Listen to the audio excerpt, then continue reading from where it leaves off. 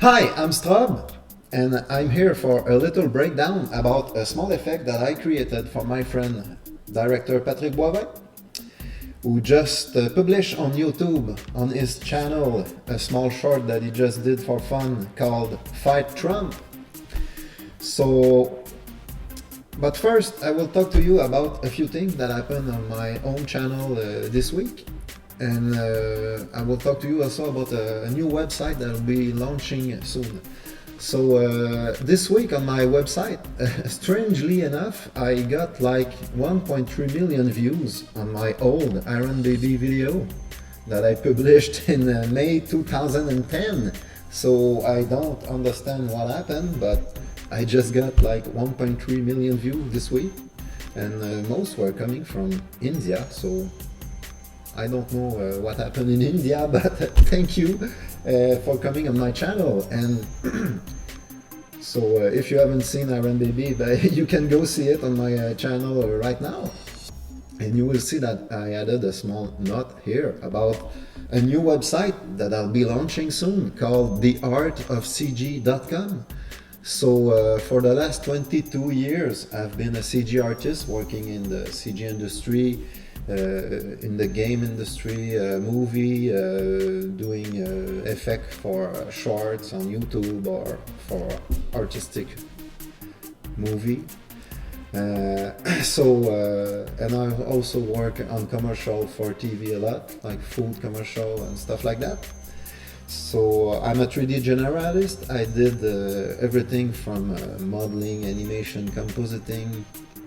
So if you want to learn the art of computer graphic, you can go soon on this website. You can go right away, but if you click on the link, you'll go on the Art of CG YouTube channel, but there's nothing yet.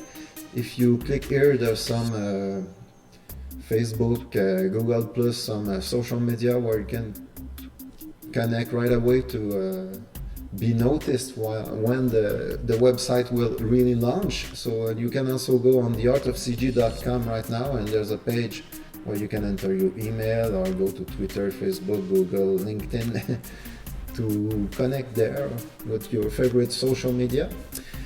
And if you're interested about learning how to do stuff like the Iron Baby or the Fight Trump effect that I will show you, you can stay tuned on this website and you will see what happened. So, for my main subject here, the Fight Trump short movie, for which I did this small effect that you will see.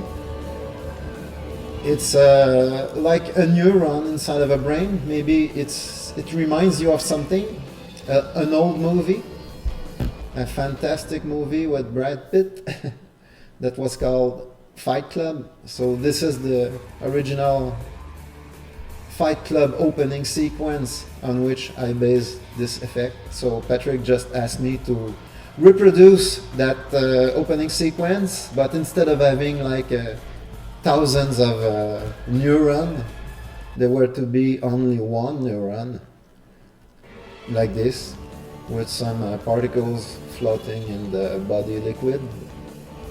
And at the end you just come out of small pore holes in the skin, and you see that it was inside the head of Donald Trump. And then, but if you haven't seen Fight Trump, go on the Patrick Boivin channel to see it, and then come back here to see how I did it. But it's not like an in-depth tutorial. It's just a small breakdown, a quick breakdown showing only the main step of my pipeline using 3ds Max, Zbrush, and a few other tools. So I will show you quickly how I model that neuron. It's a very simple project, but it's just to show you a little bit the current pipeline that I use in my work now. So I first start by modeling in Zbrush, and I will show you a small tool that is very useful when you work with mini software. It's a Logitech G13. So on this I have 22 keyboard shortcuts that I can map on those keys. And at the top I have small button here that change the color of the keys, and when the color change, the shortcuts also change. So that means I have 3 times 22 shortcuts that I can map on this keyboard. So for example, in Zbrush here I will show you the small app that I use to map the keyboard shortcut to. So I have a keyboard shortcut for Blender, 3ds Max, Zbrush, and here you can see I mapped all my brushes to be able to switch faster when modeling in Zbrush. So I have the clay, the move brush, the dam standard, the inflate one. So it's a very useful tool when you work with many software, and since the keyboard shortcuts are so important in all those softwares, it's the best way to work faster. So to model this neuron, it was pretty straightforward in ZBrush. I just started from a sphere, I make polymesh, and then enter the Dynamesh mode, and you will see that those buttons here are not there by default. Normally the Dynamesh is somewhere here, but you can go in the preference, click on config, enable customize, and then by clicking on Control Altern, you can drag the button and place it everywhere that you want. So to work faster, I placed all the buttons that I use the most here. So I started with the snake hook brush, and with it you can just grab a portion of the sphere and extend it like this. But you will see when I do that, that all the polygons become stretched, which is not good. So with the Dynamesh mode, I just have to control drag, and you will see that automatically the polygon now become evenly stretched on the, not stretched, in fact, evenly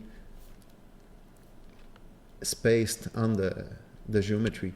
And then I can start again with my snake hook and go further, drag, go further, drag. And then it becomes a kind of a mess, but it's not important with ZBrush. Everything will be automatically clean after when you get the shape that you want. So, and then after that I can inflate some parts and smooth them a bit, and then drag, and it's cleaning. So inflate, smooth, and then I can start another snake hook here. Drag, snake hook, drag, snake hook, control click, drag. And then I can use inflate or inflate that one, and I can use the move brush to move those branches the way I want to place them. So it's very easy to do that kind of shape with ZBrush. So you create all those branches, and once I get to the pattern that I like, I can add some subdivision, and with for example, well, if I go back here, I can add some division, and then I can use another brush called the clay brush here, and with an alpha that is already included in ZBrush, like probably use that one in spray mode. You can add some, oops, a bit too intense here, but you can add some bump like that.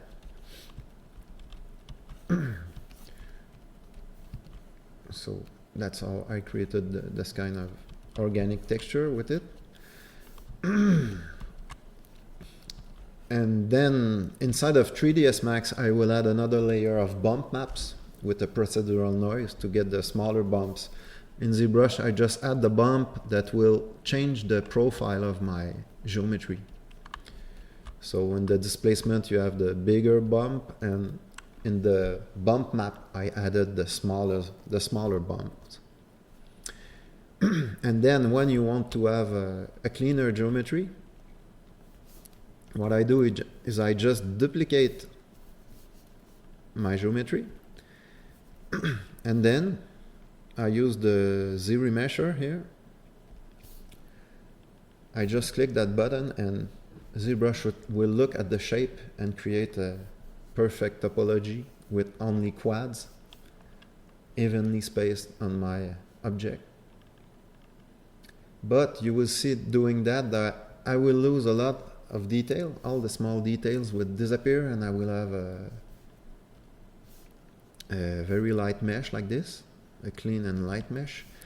But if I show my second copy that I did, I can click on Project All, and then I divide it again, Project All, divide it again, Project All. I do that until both meshes look the same. Here it's still a little bit too coarse, so I divide it, Project All. Again, divide it, Project All. And once both objects are identical, I can hide the second one, and you will see that the first one look pretty much the same, or exactly the same if I divided it enough. And then I end up with a mesh like this that have 5 subdivisions, and I can go from the first to the second to the third to the 5th one. And if I want, I can export only the third level, for example. That is not too heavy. And ZBrush with the plugin here called the Multimap Exporter will export the mesh at low res, and will also export a displacement map created from the 5th level. And one thing you need to do before exporting the mesh, in order to be able to create the map, ZBrush needs some UV. So I just use the plugin called UV Master here. That is the best way to create UV. It's the fastest UV generator that I know, and it works with very pretty high-res mesh that no other software could deal with to create UVs. So you can see in my final mesh here that I created those UV. You click on Morph UV to see the UV. So the UV look like this, and you can see that I have a second part in my mesh. I have 2 parts. The reason was that ZBrush had some problem with that very long stem here. It was too different from the rest of the geometry, so it created some problem while doing the UVs. So I just separated it in 2 parts, and then the UV went smoothly. So then I exported that mesh with the displacement map in 3ds Max. And I will show you what the scene looked like in 3ds Max. So I have my low-res mesh here. If you look with like a clay shader, I will hide this. Shape light. Okay. So on this mesh, I put a V-Ray displacement mode with the displacement map generated from ZBrush, and I created a very simple shader, just a V-Ray material with a blue color and low glossiness, and most importantly a noise map. A bump map created with a procedural noise map. So in my bump I added a very-color 2 bump, and in this very-color 2 bump I put a Burcon noise. Burcon noise are not included with the Burcon maps are not included with 3ds Max, but they are free and they are so much better than the included noise map. So I just, when you create a broken noise, it just looks like this by default. Then I use the Worley Voronoi to get a cellular look. I switch the black and white to get a bump, because the white part will get higher in the bump and the darker part will be recessed in the geometry. And then I just use some hybrid multi-fractal to get some smaller cells. And then I played with the settings until I get this. And I just tweaked the setting and did some render in Zbrush to see how it looked, and I adjusted the look to get what I wanted to have. Like you can see here, the bigger bumps were created in Zbrush.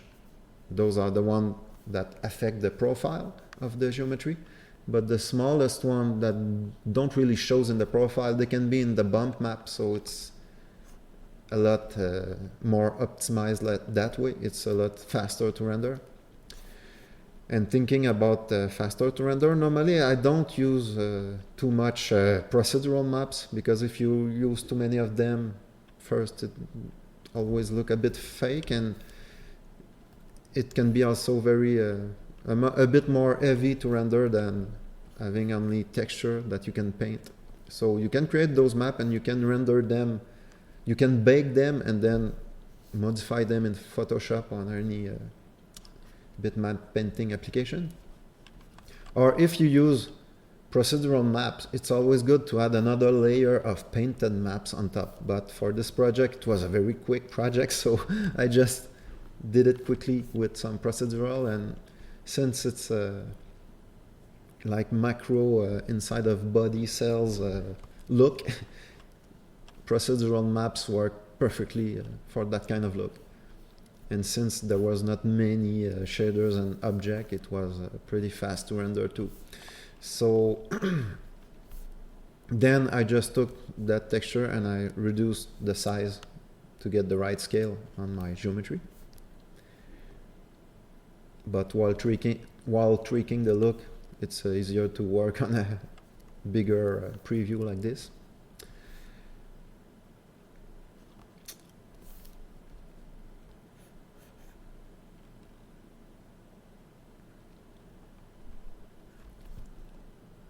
And so then, with that simple shader done, I created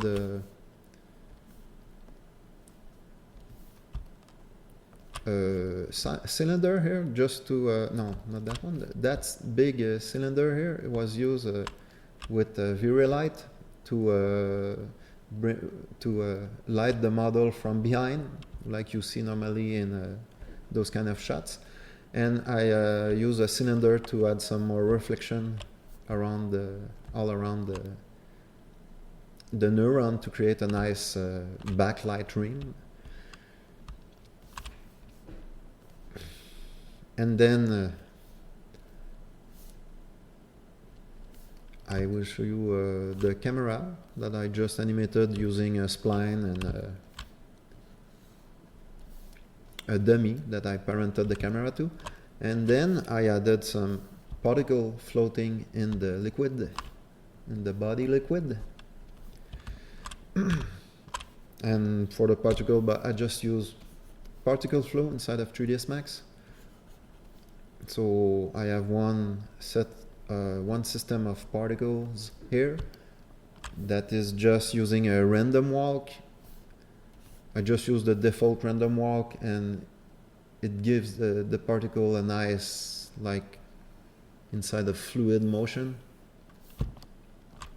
So here I have a cylinder that was used to fill the volume with particles, and then the random walk that just moved the particle like that. And I added a second particle system here. If I show it as ticks here, you will see the red ticks are particle. I wanted to add some more particles around the camera. So you can see in the camera view, there were not enough particles just close to the camera, so I added that second particle system for that. And I will show you quickly how I created the debris. So the debris were just a sphere object here that I added some noise to, and then a Rayfire slice to split the object in many slices, and another noise.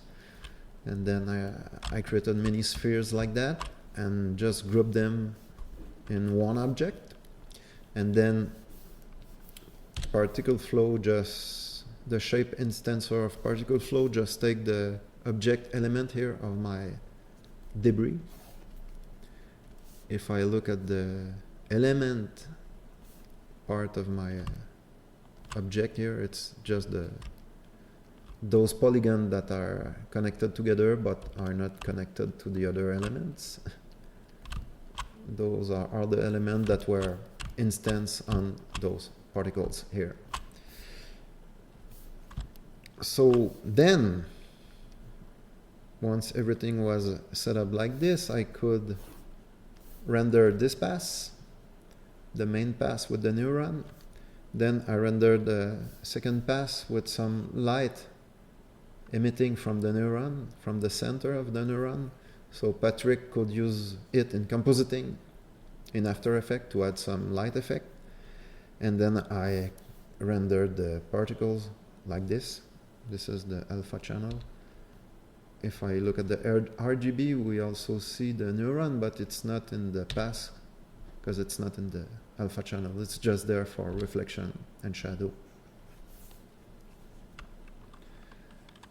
So to create those passes, I use a new plugin that I bought recently called Vexus. So Vexus is a nodal system to create the passes. So it looks complicated when you look at a node tree like that, but when you look at all the nodes that you can create are here. So you look at them individually and you just drag them in the view here, and then you see, oh, that one is a camera by name. So you click here, you can choose a camera here. And all those nodes just build your scene to create your passes. So the green nodes are representing the passes themselves. So I have a node for the neuron illumination. I have another one for the neuron itself, and another one for the particles.